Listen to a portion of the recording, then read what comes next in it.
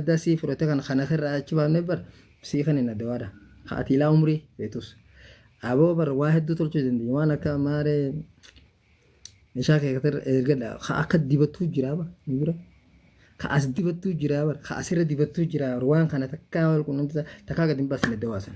Akkanumatti nama tokko tokko gargaara hedduu korma ta'uu feetus.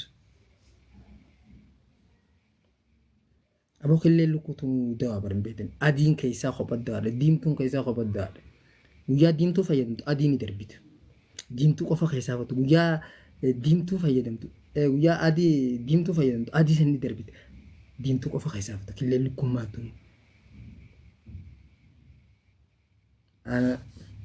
Kiniina nama miina warra dhiiraa kana wal qunnamtii saalaa kana hedduun tolchaa bakkatti. Silaa qabanya wadhiin tolchaa barkanatti.